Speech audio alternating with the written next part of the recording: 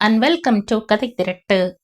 இந்த வீடியோவில் நம்ம என்ன கதை கேட்க போகிறோம்னா 18ஆம் பெருக்கு ராணி சிறுகதை. நம்ம சேனலை இது வரைக்கும் சப்ஸ்கிரைப் பண்ணாதவங்க சப்ஸ்கிரைப் பண்ணுங்க. பக்கத்தில் இருக்கிற பெல் ஐக்கானை கிளிக் பண்ணி ஆல்ங்கிற ஆப்ஷனை ப்ரெஸ் பண்ணுங்க. ஸோ தட் நான் போடுற கதைகளை உடனுக்குடனே நீங்கள் கேட்கலாம். வாங்க கதைக்குள்ள போகலாம். காவிரியின் வலக்கை போல கிடந்தது அரசலாறு. பொங்கி பொங்கி நுரையுடன் புது தண்ணீர் காய்ந்த மண்ணையும் கரையையும் புணர்ந்து போனது.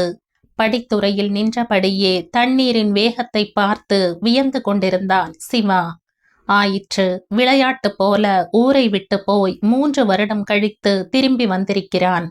எலுமிச்சாங்கா பாளையம் இன்னமும் மாறவில்லை, அப்படியேதான் இருக்கிறது. ஆற்றை ஒட்டியிருந்த பஷீரின் கறிக்கடையை காணோம். பள்ளிக்கூட நாட்களில் காலையில் குளிக்க போகும்போது கறிக்கடையில் வாப்பாவுடன் நின்றிருப்பான் பஷீர். சிவாவை பார்த்ததும் தான் தன் பையனும் படித்து கொண்டிருப்பது இஸ்மாயிலுக்கு ஞாபகம் வரும் போல. டே பஷீர், போடா, போய் குளிச்சுட்டு கிளம்பு ஸ்கூலுக்கு, ஆத்துல நின்னது போதும். கடையில் இருந்து துள்ளி கிளம்பும் பஷீரை ஆர்வமாய் பார்க்கும் அடுத்த வெட்டுதலுக்கு காத்திருக்கும் ஆடு. பஷீரும் சிவாவும் ஆட்டம் போடுவார்கள். தொபியில் தொபியில் என்று குதிப்பார்கள். பெண்கள் பக்கத்தில் இருந்து சத்தம் தொடரும். டேய் களுவாணிகளா, மொல்லமா குதிங்கடா. மொல்லம்மானா எப்படி, இப்படியா என்றபடியே மறுபடியும் தொபியில் என்று குதிப்பார்கள். வாப்பா குரல் கொடுப்பார். டேய் சீக்கிரம் கிளம்புங்கடா. வீட்டுக்கு ஓடி அவனும் அவசரமாய் எதையோ தின்றுவிட்டு ஓடுவான். மாதவி, கலைச்செல்வி, சாரதா, மங்களம், பவதாரிணி, இப்படி வகுப்பில் படிக்கும் எல்லா பெண்களின் பெயர்களையும் மனப்பாடம் செய்து வைத்திருப்பான் பஷீர். பாஸ்கர், சிவா, பஷீர் மூவருக்கும் யாரை பங்கு போட்டு கொள்வது என்பதில் எப்போதும் போட்டி இருக்கும். செப்பு பொம்மைகள் போல கலைச்செல்வி, சாரதா, மாதவி, சிவாவுக்கும் மங்களம், பவதாரிணி உனக்கு, மீதியெல்லாம் எனக்கு என்பான் பாஸ்கர். ஊரில் இருந்து சிவா வந்திருக்கிறான் என்றதும் பாஸ்கர் தான் முதலில் ஓடி வந்து பார்த்தான். என்னடா சிவா, சினிமாவில் பெரிய கவிஞன் ஆயிட்ட. எந்த போஸ்டர் பார்த்தாலும் உன் பேரு தான் இருக்கு. இனிமே எங்க இங்க வரப்போறேன்னு நினைச்சிட்டு இருந்த, இப்படி திடும்னு வந்து நிக்கிறையே. என்னமோ தோணுச்சு பாஸ்கர், திடீர்னு கிளம்பி வந்துட்டேன். 4-5 நாள் இங்கே தான் இருக்க போறேன். இன்னைக்கு மத்தியானம் வீட்டுக்கு வந்துட்டேடா. அம்மாவை நெத்திலி குழம்பு வைக்க சொல்றேன். இன்னைக்கு விடு பாஸ்கர், நாளைக்கு உங்க வீட்டுக்கு வர்றேன். வந்தன்னைக்கே வீட்டுல சாப்பிடலைன்னா மாமா குதிப்பாரு சொல்லிவிட்டு துண்டு சோப்போடு வந்தான் சிவா. புது தண்ணீரையும் நுரையையும் பார்த்தவனுக்கு பழைய ஞாபகங்களும் எங்கிருந்தோ ஒரு பயமும் ஒட்டி கொண்டது. மேல் கடைசி படி வரை தண்ணீர். வீட்டில் இருந்து கிளம்பும் போதே பிளாஸ்டிக் மக் ஒன்றை எடுத்து கொண்டு வந்திருந்தான். துண்டை சோப்பை பத்திரமாய் வைத்துவிட்டு மேல் படியில் உட்கார்ந்தான். தண்ணீரை மொண்டு மொண்டு தலைமேல் ஊற்றிக்கொண்டான். கழுக்கென்ற சப்தம். சோப்பை எடுக்க போனவன் சிரிப்பு சப்தம் கேட்டு திரும்பினான். யாரையும் காணோம். மெல்ல சோப்பு போட்டுக்கொண்டு மறுபடியும் மொண்டு மொண்டு குளித்தான். டேய் யாரது? சட்டென்று திரும்பினான். பெண்கள் படித்துறை பக்கம் சட்டென்று முட்டாக்கு தலை மறைந்தது. யாரா இருக்கும்? குளித்தவன் துவைத்து துணியை மாற்றி மெல்ல நடந்தான். பிள்ளையார் அருகில் போனவன் சட்டென்று திரும்பி பார்த்தான். பாவாடை தாவணி ஒன்று முட்டாக்குடன் மரத்தின் ஓரம் மறைந்தது. வீடு திரும்பினான். மாமாவை காணோம். அத்தை மகள் ஆர்த்தி ஏதோ நாவல் ஒன்றை படித்து கொண்டிருந்தாள். அத்தைக்காரி வந்து நின்றாள். ஏண்டி ஆர்த்தி, அப்படி என்னதான் இருக்குதோ இந்த மாச நாவல்ல? மாசம் 300 ரூபாயை பத்திரிக்கை நாவல்னு செலவு பண்ணிடுறா சிவா. சும்மா இருமா, போன வாரம் தஞ்சாவூர்ல இருந்து வந்த பாட்டி சொல்லல, நீயும் இப்படித்தான் சின்ன வயசுல படிச்சுட்டே உட்காந்துருப்பேன்னு. சரி சரி, மாமாவுக்கு முதல்ல டிஃபன் எடுத்து வை. சுட சுட இட்லியும் தேங்காய் பூ சட்னியும் காஃபியும் வந்தது. சாப்பிட்டு முடிந்ததும் கை கழுவ முற்றம் போனான். கை கழுவி கொண்டிருந்த வேளையில் கழுக்கென்ற சத்தம். ஆர்த்தியின் அறைக்குள் அந்த இன்னொரு பாவாடை மறைந்தது. தட்டை வைக்கும்போது கேட்டான். யாரது அது? ஜரீனா, உங்கூட படிச்சானே பஷீர், அவனோட தங்கச்சி தான். அவளா இவ? பஷீரும் அவள் அப்பாவும் தான் மலேசியா போயிட்டாங்களே, இவ மட்டும் எப்படி? நீ வேற, மாசம் மாசம் காசு வருது, அவ்வளவுதான். அவங்க அப்பா அங்க ஒரு நிக்கா பண்ணிட்டாராம். ஆனாலும் வருஷத்துக்கு ஒரு தடவை வந்து பார்த்துட்டு தான் போறாரு. அங்க ஏதோ கறிக்கடை வச்சிருக்காராம். இங்க இருக்க வேண்டாம், மலேசியாவுக்கு வந்துடுங்கன்னாரு. இவன் முடியாதுன்னுட்டா. கூட ஜரீனா பொண்ணு பொழுது போகாம தறி வேற போட்டு நெஞ்சிட்டு இருக்கு. ராமச்சந்திர ஐயர் பட்டுப்புடவை கடைக்கு கொடுக்குது. ஏய் ஆர்த்தி என்றபடியே ஆர்த்தியின் அறைக்குள் நுழைந்தான். ஆர்த்தியின் தலையை பின்னிக் கொண்டிருந்த ஜரீனா ஆடு மிரளவதைப் போல் அவனை பார்த்தாள். அசந்து போனான்.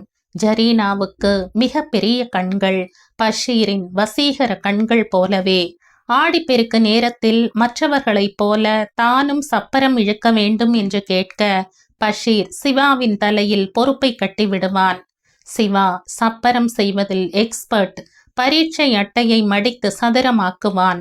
மேலே கூம்பிற்கு இன்னொரு அட்டை, கீழே சக்கரத்திற்கு நுங்கை பிளந்து சக்கரமாக்குவான். நுங்கு ஓடு சப்பர சக்கரத்துக்கு சரியாக இருக்கும். வழுக்கி கொண்டு ஓடும். கொண்டை ஊசி அச்சாணியாகும். சப்பரத்துக்கு கயிறை கட்டி கொடுக்க ஜரீனா முகமெல்லாம் சந்தோஷத்தோடு இழுத்து போவாள். அந்த ஜரீனாவா இவள்? இத்தனை அழகாய் மாறுவாள் என்று யாருக்கு தெரியும்? ஆணி அரைந்தது போல் அவன் நிற்பதை பார்த்து சிரித்தாள். என்ன சிரிப்பு? ஆத்துல மொண்டு மொண்டு குளிச்ச ஆளு நீங்கதான். ஓ, அதுக்குத்தான் கிண்டல் சிரிப்பா? ஆர்த்தியின் கையை பற்றி நெருக்கினாள் ஜரீனா. என்ன படிக்கிற? குமுதம், கல்கண்டு, விகடன். கொழுப்புதான். நான் படிப்பை கேட்கறேன். உங்க மாமா பொண்ணு கூட தான் இருக்க. என்ன படிப்ப? அதே கிளாஸ் தான். +1? ஆமா. அவனையே பார்த்து கொண்டிருந்தாள். என்ன நினைத்தாளோ? ஆர்த்தி, நான் வரேன். ஜரீனா கிளம்பி போனாள். மாமா, நீங்க ரொம்ப மாறிட்டீங்க. ஏன் ஆர்த்தி? என்ன அப்படியே ஆளை முழுங்குற மாதிரி பாக்குறீங்க ஜரீனாவ? ஐயோ, அதெல்லாம் ஒண்ணுமில்ல சொல்லிவிட்டானே ஒழிய மனம் முழுக்க விடாமல் பற்றி கொண்டாள் ஜரீனா. மதிய சாப்பாட்டுக்கு வெடக்கோழி அடித்து குழம்பு வைத்திருந்தாள் அத்தை. சாப்பாடு முடிந்து கொஞ்ச நேரம் படுத்திருந்தான். நாடோடி நண்பா போகாதே, என்றென்றும் காதல். நாகூர் அனீபாவின் குரல், என்றென்றும் காதல் படப்பாடல் காதில் விழ எழுந்தான். பாஸ்கர் வீட்டை நோக்கி நடக்க ஆரம்பித்தான். பாஸ்கர் வீட்டின் பின்னாலேயே அவனின் எவர் சில்வர் பட்டறை. பட்டறையில் வேலை நடந்து கொண்டிருந்தது. கூஜாவிற்கு அடிவட்டு தகட்டை அடித்து கொண்டிருந்தார்கள். வாடா வா. பாஸ்கரம் உட்கார்ந்து அடிவட்டு அடித்து கொண்டிருந்தான். ஸ்டூல் ஒன்றில் உட்கார்ந்தான் சிவா. சாப்பிட்டியா? ஆச்சு. நீ? பஷீர் உனக்கு லெட்டர் போட்டானா? சிவா கேட்க சடார் என்று அவனை நிமிர்ந்து பார்த்தான். என்னடா திடீர்னு பஷீர் பத்தி கேக்குற? அவங்க வீட்டுக்கு போனியா? இல்ல, கேட்டேன். அவங்க வீடு இன்னும் துவரங்குறிச்சியில தானே? ஆமா. சொல்லிக்கொண்டே பாஸ்கர் அவனை ஆழமாய் பார்த்தான். குனிந்து சிவாவின் காதில், ஜரீனாவை பார்த்தியா என்றான் குறும்பாக சிரித்து கொண்டு. சிவா என்ன பதில் சொல்வதென்று புரியாமல் மௌனமானான். அவங்க அம்மாவை போய் பார்க்கணும்டா சிவா சொல்ல, போலண்டா, 5 மணிக்கு கூட்டிட்டு போறேன். மாலை வரை பாஸ்கர் உடனே உட்கார்ந்திருந்தான் சிவா. ஓட்டு வீடு. கதவு தாளிடப்படாமல் மூடி வைக்கப்பட்டிருந்தது. மெல்ல தட்டினான் பாஸ்கர். யாரு என்ற குரல் தொடர்ந்து, ஜரீனா, போய் வாசல்ல யார் வந்திருக்கா பாரு என்றது. சிவாவுக்கு ஏனோ படபடப்பாயிருந்தது. யாரு என்றபடியே கதவு திறக்கப்பட, திறந்த ஜரீனாவின் முகத்தில் கன நேரம் ஆச்சரியம், சந்தோஷம் 2 மின்னல் அடித்ததை பார்த்தான் சிவா. தன் மனசுக்குள் ஏனோ சந்தோஷ மணி அடித்தது. கண்மையை நீளமாய் தீட்டியிருந்தாள் ஜரீனா. அவளின் பெரிய கண்களை இன்னமும் பளீர் என்று பார்க்க வைத்தது அது. வாங்க என்றாள் ஒற்றை சொல்லில். பாஸ்கரும் சிவாவும் உள்ளே நுழைய, சிகடாவிற்கு நூல் சுற்றி கொண்டிருந்த பஷீரின் அம்மா பாஸ்கரை அடையாளம் கண்டு கொண்டாள். என்ன பாஸ்கரு, நல்லா இருக்கியா? உட்காரு. கூட தாரு. ஜரீனா தறி மேடை அருகே மறைந்து நின்றாள். நம்ம சிவாமா பட்டணத்துக்கு போயிட்டான்ல, சினிமால பாட்டெல்லாம் எழுதுறான். சிவாவை உற்று பார்த்தாள். அட, வாத்தியார் புள்ள சிவாவா? எப்படி இருக்கு தம்பி? பஷீர் மலேசியா போயிட்டான் தெரியுமில்ல? நானே சொல்லிட்டம்மா. என்னமோ பொழப்பிங்கு ஓடுது. ஏதோ காசு மட்டும் வருது. இவ பிடிவாதமா படிப்பேன்னு படிச்சுட்டே இருக்கா. என்ன வாழ போகுது? ஆடு துறை இலியாஸ் தெரியுமில்ல? அவன்தான் லீவுக்கு முன்னால வந்தப்ப பார்த்துருக்கேன். அவனுக்கு இவளை கட்டி கொடுத்துட்டா எனக்கு பலுவெல்லாம் குறைஞ்சு போகும். சிவா சடார் என்று ஜரீனாவை பார்த்தான். ஆடுதுறை இலியாஸை அவளுக்கு பிடிக்கவில்லை என்பதை அவள் முகமே சொன்னது. நான் ஒருத்தி, என்ன சாப்பிடுறீங்க? ஏ ஜரீனா, வாங்க. ஒன்றும் வேண்டாம், இருக்கட்டும். ஜரீனா அருகில் வர சுருக்கு பையில் இருந்து காசு எடுத்து கொடுத்தாள். ஜரீனா ஒரு குவளையை எடுத்துக்கொண்டு ஓடினாள். இப்ப தரியோட ஓடுது வாழ்க்கை. ஏதோ பொழப்பு. இட்லி பானை முன்னாடி உட்கார முடியல. திடீர்னு சூடு ஒத்துக்கல. இட்லிக்காரி பொன்னம்மாவ எல்லாரும் மறந்தாச்சு. இப்போ அந்த ஆளு, அதான் ஜரீனா அப்பா. அப்பெல்லாம் 11 மணிக்கு இட்லி சாப்பிட கடைக்கு வருவாரு. தினக்கணக்கு அப்படியே வாரக்கணக்காச்சு, மாசக்கணக்காச்சு, முன்பணமாச்சு. திடீர்னு ஒரு நாள் பொட்டுன்னு கேட்டார், கட்டிக்கிறியான்னு. என்னமோ தெரியல, சரின்னுட்ட. பஷீர் பிறந்து பெரியவனான வரைக்கும் கூட கடை வச்சிருந்த. திடீர்னு நிறுத்திட்டேன். அவங்களும் சொந்தக்காரங்க இருக்காங்கன்னு மலேசியா போயிட்டாங்க. அவங்க போனப்போ ஜரீனாவுக்கு வயசு 7. அன்னைக்கு கடைசியா பார்த்ததுதான். 3 வருஷம் முன்னாடி தனியா போட்ட கணக்கு. பஷீரையும் அழைச்சுக்கிட்டாரு. ஜரீனா காஃபி குவளையுடன் வந்தாள். 2 டம்ளரில் காஃபியை ஊற்றி கொடுத்தாள். இருவரும் வாங்கி குடித்தார்கள். பஷீர் அட்ரஸ் வேணுமே கேட்டான் சிவா. எவ்வளவு நாள் இருப்ப தம்பி? 4 நாளுன்னு வந்த. இப்போ 10 நாளாவது இருப்பேன்னு தோணுது. சொன்னவனை நிமிர்ந்து பார்த்தாள் ஜரீனா. அந்த ஒரு நிமிடம் அவள் விழிப்பார்வை 2ம் அலைந்தது. ஒரு சந்தோஷ கீற்று எனக்காகவா என்றது. மெல்ல புன்னகைத்தான் சிவா. இருவரும் திரும்பும்போது கேட்டான் பாஸ்கர், என்ன சிவா, உண்மை சொல்லு, உனக்கு ஜரீனாவை பிடிச்சிருக்கா? நீ என்ன நினைக்கிற பாஸ்கர்? உன்னோட நடவடிக்கைகளை பார்த்தா அப்படித்தான் தோணுது. என்னடா சொல்ற? சிவா, தப்பா நினைக்காத, நீ சினிமாக்காரன். தேவையில்லாம அந்த பொண்ணு மனசுல எந்த ஆசையும் கிளப்பி விட்டு விட்டு போயிடாதடா. பாவம், அப்புறம் அது இங்க கிடந்து அல்லாடும். என்ன பாஸ்கர், நீ என்ன வழக்கமான சினிமாக்காரன்னு நினைச்சிட்டியா? உலகம் எப்படியெல்லாம் போகுது. நான் உண்மையிலேயே அந்த பொண்ணை காதலிக்க ஆரம்பிச்சிட்டேன்னே தோணுது. எல்லாம் நல்லா நடந்தா சரிடா. மாமா வீடு வரை பாஸ்கர் வந்துவிட்டு போகும்போது மணி இரவு 9. சாப்பிட்டு படுத்தும் தூக்கம் வரவில்லை. ஜரீனாவின் வட்ட முகம் முன்னால் தோன்றிக் கொண்டே இருந்தது. ஜரீனா படு சூட்டிகையானவள்தான். 10 நாள் கழித்து போகிறேன் என்றதும் மின்னலாய் பார்த்தாளே. படங்களில் காதல் பாடல்கள், கானா பாடல்கள் என எழுதியவனுக்குள் புது காதல் வர நரம்புகளை சுண்டியது. உறக்கம் வராமல் புரண்டு புரண்டு படுத்தான். காலையில் பட்டீஸ்வரம் போகலாம் என்று குளித்து கிளம்பினான். ஆர்த்தியும் கிளம்பினாள். எனக்கு எலுமிச்சம்பழம் மாலம் பாக்கி ஒன்று இருக்கு, நானும் வரேன் மாமா. கொஞ்சம் இருங்க, ஜரீனாவையும் அழைச்சுக்கிட்டு வரேன். அவன் பதிலுக்கு காத்திருக்காதவளாய் சைக்கிளில் பறந்தாள் ஆர்த்தி. 2 சைக்கிளில் கிளம்பினார்கள். சிவா ஒரு சைக்கிளை ஓட்ட அவன் பின்னால் ஏறிக்கொண்டாள் ஆர்த்தி. ஆர்த்தியின் சைக்கிளில் ஜரீனா. சைக்கிள்கள் தாராசுரம் தொடும்போது சிவா சொன்னான், ஆர்த்தி, நீ தொடர்ந்து உடற்பயிற்சி செய்யறது ரொம்ப நல்லதுன்னு நினைக்கிற. உன்னை வச்சு மிதிச்சு மூச்சு வாங்குது. ஒரு பொவண்டா அடிக்கலாம். கடை ஒன்றில் நிறுத்தி பொவெண்டோ குடித்தார்கள். எத்தனை ட்ரிங்க்ஸ் வந்தா என்ன, பொவெண்டோவில் கிடைக்கிற திருப்தி வேற எதுலேயுமே இல்லை என்ற சிவா பக்கவாட்டில் ஸ்ட்ரா போட்டு உறிஞ்சிக் கொண்டிருந்த ஜரீனாவின் கண்களை பார்த்தான். அவள் சற்றைக்கு ஒரு தரம் தன் பார்வையை அவன் மீது செலுத்தி கொண்டிருந்தாள். சிவா தன்னை பார்ப்பதை அறிந்ததும் சட்டென்று பார்வையை மாற்றிக்கொண்டாள். ஆர்த்தி பொவெண்டோவை குடித்து முடித்திருந்தாள். ஜரீனாவிடம் வந்தவள், சாவி கொடிடி, நான் முன்னாடி போறேன். என் வெயிட்டை விட உன் வெயிட் ரொம்ப கம்மி. நீ ஏன் மாமா பின்னால் உட்காந்துட்டு வா சொன்னவள் சாவியை பறித்து கொண்டு தன் சைக்கிளை நோக்கி போனாள். பொவெண்டோக்களுக்கு காசை கொடுத்துவிட்டு சைக்கிள் அருகில் வந்தான். பூட்டிய சைக்கிளை திறந்தான். திரும்பி ஜரீனாவை பார்த்தான். வெளிர் மஞ்சள் நிற தாவணியும் அதற்கு ஏற்ற அரக்கு கலர் பாவாடையும் அணிந்திருந்தாள். ஜாக்கெட் மாம்பழ கலரில். போகலாமா? பக்கத்தில் வந்தவள் அவனை வெட்கத்துடன் பார்த்தாள். இப்படி பண்ணிட்டு போயிட்டாளே, என்ன பண்ணிட்டு போயிட்டா? சொரக்கா. மெல்ல அவள் அருகில் குனிந்து கேட்டான். என் கூட வர உனக்கு இஷ்டம் இல்லையா? அவன் கேட்க சட்டென்று நிமிர்ந்து பார்த்தாள். அப்படியெல்லாம் இல்ல, போகலாம். கால் ஊன்றி பின்னால் கேரியரில் ஏறி உட்கார்ந்தாள்.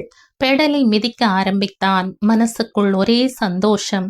ஜரீனா, முதல்ல சைக்கிளை பார்த்து ஓட்டுங்க, என்னை கொண்டு போய் வயல்ல சாய்ச்சி போடாதீங்க. அட, என் மேல உனக்கு நம்பிக்கை இல்லையா? நம்பிக்கை இல்லாம ஏறுவனா? மனசுக்கு பிடித்த பெண்ணை சைக்கிளில் உட்கார வைத்து மிதித்தபடியே பேசிக்கொண்டு வருவது ஒரு ஜிலீர் சுகம்தான். கொஞ்சம் வேகமாய் மிதித்தான். மெல்ல போங்க. ஏன் வேகமா போனா பயமா இருக்கா? பயமா இருந்தா சீட்டு கடியில பிடிச்சுக்க, இல்ல என்ன பிடிச்சுக்க. இந்த ஆம்பளைங்க எல்லாத்துலயும் வேகம்தான், ஒண்ணு மேல ஒண்ணு வச்சு பேசுவாங்க. என்ன பேசிட்ட? நானும் பஷீரும் எவ்வளவு வேகமா போவோம் தெரியுமா? பஷீர் ஜம்முன்னு என் தோளை பிடிச்சிட்டு வருவான். அவன் ஓட்டுனா நான் தோளை பிடிச்சிட்டு போவேன். நாங்க போகாத ஊரா? இந்த பக்கம் தஞ்சாவூர் வரைக்கும் சைக்கிள்லயே போவோம், அந்த பக்கம் மாயவரம் வரைக்கும் கூட சைக்கிள்லயே போயிருக்கோம். எல்லாம் சரிதான். இப்ப எங்க போயிட்டு இருக்கிறோம்ங்கிறது ஞாபகம் இருக்குல்ல? ஏதோ ஞாபகத்துல அப்படியே மெட்ராஸ்க்கு ஓட்டிட்டு போயிடாதீங்க.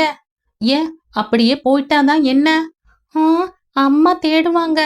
அப்ப உனக்கு பயம் இல்ல? சும்மா ரோட்டை பார்த்து ஓட்டுங்க. அவனது இடுப்பில் குத்தினாள். துர்க்கை கோவிலில் கூட்டம் இல்லை. டூரிஸ்டுக்காரர்கள் கொஞ்சம் பேர்தான் இருந்தார்கள். ஆர்த்தியும் ஜரீனாவும் ஆளுக்கொரு எலுமிச்சம்பழ மாலை வாங்கி துர்க்கைக்கு சாற்றினார்கள். உள்ளே கொஞ்ச நேரம் உட்கார்ந்திருந்தார்கள். திரும்பும்போது ஆர்த்தி ஜரீனாவை அவன் சைக்கிளிலேயே விட்டுவிட்டாள். கிளம்பும்போது சிவா கேட்டான். ஜரீனா, முன்னாடி வந்துடுறியா? பேச வசதியா இருக்கும். இருக்கும் இருக்கும். ஜரீனா பின்னால் உட்கார்ந்து வந்தாள். காதல் நிறைய தருணங்களில் சொல்லாமலேயே வந்து விடுகிறது. சிவாவுக்கும் அப்படித்தான். கோவிலுக்கு போகும்போது அப்படியே மெட்ராஸ் போயிட போறீங்க என்றது நினைவுக்கு வந்தது. உண்மையிலேயே அப்படியே போயிடலாம் என்று கூட தோன்றியது. ஜரீனா, பின்புறம் இருந்து பதில் இல்லை. மெல்ல கழுத்தை திருப்பி பார்த்தான். பின்னால் தான் உட்கார்ந்திருந்தாள். பெரிய கண்களால் குறும்புடன் அவனை பார்த்தாள். என்ன, பயந்துட்டீங்களா? இல்லையே. ஏன்? சைக்கிளை தொடர்ந்து மிதித்து கொண்டே கேட்டான். பின்னால் ஆள் இருக்கா இல்லையான்னு மிதிக்கிறவங்களுக்கு தெரியாதா? தூங்கிட்டியோன்னு பார்த்தேன். சரிதான். ஜரீனா, உனக்கு ரொம்ப பிடிச்சது என்ன? எனக்கு பிடிச்சதா? என்ன யோசிக்கிறியா? இல்ல. பின்ன சொல்ல வேண்டியது தானே. நீங்க சிரிப்பீங்களோன்னு தோணுது. அதெல்லாம் சிரிக்க மாட்டேன், சொல்லு. சப்பரம், பெரிய சப்பரம், ஆள் உயர சப்பரம் ஒண்ணு இழுத்துட்டு போகணும். சப்பரம்னா அவ்வளவு ஆசையா உனக்கு? சப்பரம் இழுக்கும் போதெல்லாம் சந்தோஷமா இருக்கும் தெரியுமா? தட தடன்னு அதை இழுத்துட்டு அது மட்டுன்னு சத்தம் எழுப்பிக்கிட்டே உயிருள்ள வஸ்து மாதிரி நம்ம கூட ஓடி வரும்போது உள்ளுக்குள்ள இருந்து ஒரு மகிழ்ச்சி பொங்குமே. சின்ன வயசுல எத்தனை வாட்டி செஞ்சு கொடுத்திருக்கீங்க, என்னால மறக்க முடியுமா? வெகுளியாய் சொன்னாள். ஜரீனாவின் வீட்டில் அவளை இறக்கி விட்டான். அவளுக்கு முன்னாலேயே ஆர்த்தி காத்திருந்தாள். ஆர்த்தி, நீ கிளம்புறதா இருந்தா கிளம்பு, நான் பாஸ்கரை பார்த்துட்டு அப்புறமா வர. ஆர்த்தி சரி என்று தலையாட்டி போனாள். ஜரீனா ஏனோ உள்ளே போகாமல் அங்கேயே நின்றிருந்தாள். வாசலில் பேச்சு சத்தம் கேட்டு வெளியே வந்தாள் ஜரீனாவின் அம்மா. அவர்களை பார்த்ததும், என்ன தம்பி, வெளியே நின்னு பேசிட்டு உள்ளவா என்றாள். இல்ல, கிளம்பணும். உள்ளவா தம்பி, டீ தண்ணி போட்டு தரேன், சாப்பிட்டுட்டு போவியா? கறி கடைக்காரன் ஒருவன் அவர்களை கடந்து போனான். சைக்கிளை பூட்டி அவர்களை தொடர்ந்து உள்ளே போனான். இன்னைக்குள்ள இந்த புடவையை முடிச்சிட்டா அறுத்து நாளைக்கு எடுத்துடலாம். தரையை திரும்பி பார்த்தவனுக்கு திடீரென அந்த ஆசை வந்தது. ஜரீனா, நீ மேடையில் உட்காருவியா? ஏன், மேடையில் உட்கார்ந்து நெய்யவா? எனக்கு சிகடா போடணும் போல ஆசையா இருக்கு என்றான் குழந்தையாய். சும்மா பேசிட்டு இருங்க, நான் டீ போட்டு கொண்டு வரேன். ஜரீனா அவன் கண்களில் மின்னிய ஆர்வத்தையும் ஆசையையும் பார்த்தாள். கொஞ்ச நேரம் நெய்யலாம், ஆனா பக்கத்துல உட்கார்ந்து சிகடா போட்டுட்டு காசு கேட்க கூடாது. அடி என்னடி தம்பிய சும்மா சீண்டிக்கிட்டு என்றாள் அம்மாக்காரி. காசு கேட்க மாட்டேன். தறி மேடையில் ஏறி உட்கார்ந்தார்கள். கீழே மிதித்து பாவு பிளந்து உள்ளே சிகடா ராக்கெட்டை தள்ளிவிட்டாள். பிடித்தவள் வெளியே எடுத்து மறுபடியும் பாவு பின்னல் மாற்ற காத்திருந்து உள்ளே தள்ளினாள். விளையாட்டு போல நெய்தல் தொடர்ந்தது. அவள் வேகத்திற்கு சிகடா ராக்கெட்டை அவன் உள் தள்ள பாவு பின்னல் பிளந்து மேலே வந்தது.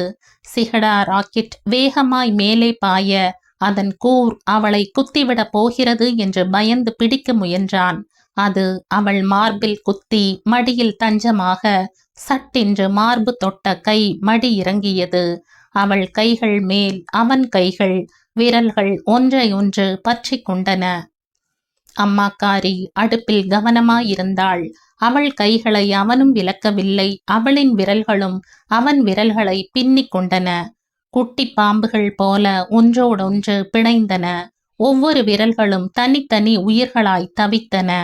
ஒரு நிமிடம் கொத்த வந்த பாம்பு போல் பற்றி கொண்ட விரல்களை 2 பேருமே விலக்காமல் இருந்தார்கள். இருவரின் விரல்களிலும் வெப்பக்கூத்து. Tea ready. கைகள் விலகின. மேடையை விட்டு இறங்கினார்கள். டீயை வாங்கி குடித்தான் மௌனமாய். ஜரீனா ஒரு மூலையில் நின்று டீயை குடித்தாலும் பார்வை என்னமோ அவன் மேலேயே கொத்தி இருந்தது. என்னைக்கு தம்பி கிளம்புற? ஆடிப்பெருக்கு முடிஞ்சாதான் போவேன். ஜரீனா நிமிர்ந்து அவனை பார்த்தாள். பாஸ்கரிடம் சொன்னபோது சிரித்தான். என்னடா விளையாடுறியா? சப்பரம் இழுக்கிற வயசா? எனக்கில்ல பாஸ்கர். நம்ம ஏரியாவிலேயே யாரும் இதுவரைக்கும் இழுக்காத சப்பரமா இருக்கணும். சிவாவின் கண்களில் ஆவல் மின்னியதை பார்த்தான் பாஸ்கர். யாருக்குடா? ஜரீனாவுக்கா? ஆமா. பாஸ்கர் அலுமினியத்திலேயே சப்பரம் செய்ய ஆரம்பித்தான். பகலாய் சப்பரம் தயாரிப்பில் செலவழித்தார்கள். முடிக்கும் தருவாயில் சிவா சொன்னான். பாஸ்கர், இதுதான், இந்த சப்பரம்தான் என்னோட காதல் தூது. இந்த சப்பரம் நல்லா வந்த மாதிரி என்னுடைய காதல் ஜெயிக்கணும்னு வாழ்த்துடா பாஸ்கர். 18ஆம் பெருக்கு அன்று ஜரீனா கொஞ்சமும் எதிர்பார்க்காத நேரத்தில் விடியலில் அவள் வீட்டு கதவு முன் நிறுத்தி கதவை தட்ட வேண்டும் என்று தீர்மானித்திருந்தார்கள். சப்பரம் ஒன்று இப்படி மிக பெரியதாய் செய்வதையும் பொத்தி பொத்தி யாருக்கும் சொல்லாமல் பத்திரமாய் வைத்திருந்தார்கள். 18ஆம் பெருக்குக்கு முதல் நாள் வானம் ஏனோ மப்பும் மந்தாரமுமாயிருந்தது. ஜரீனா வீட்டுக்குள் நுழைந்த போது சொல்லி வைத்தாற்போல் சாரல் மழை ஆரம்பித்து விட்டது. அம்மாக்காரி வீட்டில் இல்லை. நான் அப்புறமா வரேன். பரவாயில்ல, உள்ள வாங்க, அம்மா வந்துடுவாங்க. மழை வர ஆரம்பிச்சிடுச்சு. நனைஞ்சுகிட்டு திரும்ப போக வேண்டாம். பெரிய மனுஷத்தனமாய் பேசினாள். உட்காருங்க. வீட்டினுள் இருந்த ஒற்றை மோடாவை காட்டினாள். உட்கார்ந்தான். டீ போடவா? வேண்டாம், பேசிட்டு இருக்கலாம். வெளியே சட சடவென பெரும் மழையாய் பெய்ய துவங்கியது. மின்னல் ஒன்று கீற்றாய் வெட்டியது. தொடர்ந்து இடி. என்ன இப்படி பேயா அடிக்குது? பட படவென்று அடித்த கதவை மூடி வைத்தாள். தறி அருகே இடம் ஒன்றை பார்த்து பாத்திரம் ஒன்றை எடுத்து வைத்தாள். வழக்கமாய் ஒழுகுகிற இடம். ஜரீனா சகஜமாய் இல்லை. கடையில வாங்கின அதிரசம் இருக்கு, சாப்பிடுறீங்களா? வேண்டாம், சும்மா ஒன்னாவது சாப்பிடுங்க. தட்டில் எடுத்து வைத்தான். சாப்பிட்டான். பக்கத்தில் நின்று அவன் சாப்பிடுவதையே ரசித்து பார்த்தாள். படீரென பெரும் மின்னல் ஒன்று வெட்டியது. படீரென்று இடி ஆற்றில் விழுந்ததோ? மிக அருகில் சப்தம். ஜரீனாவின் வாசம் அவனை என்னவோ செய்தது. எல்லா ஆணுக்குமே பிடித்த பெண்ணின் வாசம் அவனுக்கும் பிடித்தது. மழைக்கு பேய் பிடித்தது போல இருந்தது. ஜரீனா பெரிய கண்களுடன் அவனை கொட்ட கொட்ட விழித்து பார்த்தாள். ஜரீனாவின் விரல்களை பற்றினான். பிஞ்சு விரல்கள், பஞ்சு விரல்கள், பாம்பு போல் நெளிந்த விரல்கள், வெப்ப விரல்கள். மெல்ல முத்தமிட்டான். இழுத்து அணைத்தான். கழுத்தில் முகம் பொத்தினான். படீர் என்று வானம் பொத்துக்கொண்டு எங்கோ ஆற்றில் இறங்கியது. அரசலாற்றில் நீர் உருண்டு உருண்டு பஞ்சாய் நுரை குமிழ்கள். அரசலாற்றின் மேல் மிதந்து வந்த நுரை கட்டி மீது மழை துளி விழுந்து பிளந்தது. உள்ளிருந்து நண்டு ஒன்று மழை துளியுடன் தண்ணீருக்கு மேலேயே ஓடியது. ஊழிக்கூத்தின் ஆட்டம் உற்சாகம் கண்டது. ஊழிக்கூத்துக்கு தயாராக இருந்த பஞ்சபூதங்களும் உயிர் தெழுந்தன.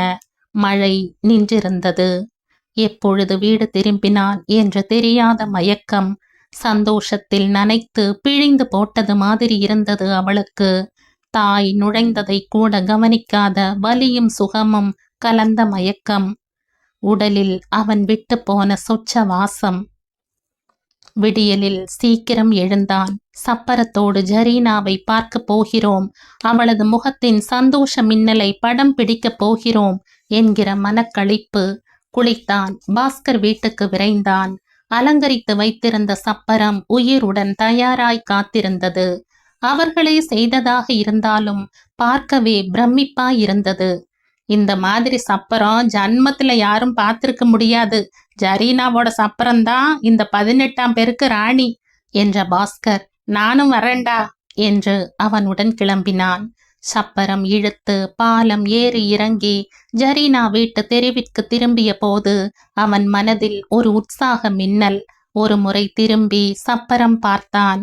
கம்பீரமாய் தரையில் தத்தளித்து வந்தது.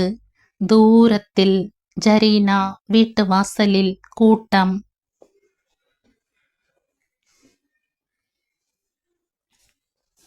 2003ஆம் ஆண்டு வெளிவந்த சிறுகதை இது. இந்த கதை உங்களுக்கு பிடிச்சிருந்தா லைக் பண்ணுங்க, ஷேர் பண்ணுங்க, சப்ஸ்கிரைப் பண்ணுங்க. மற்றும் ஒரு இன்ட்ரெஸ்டிங்கான கதையோட அடுத்த வீடியோல சந்திப்போம். பாய். தேங்க்யூ.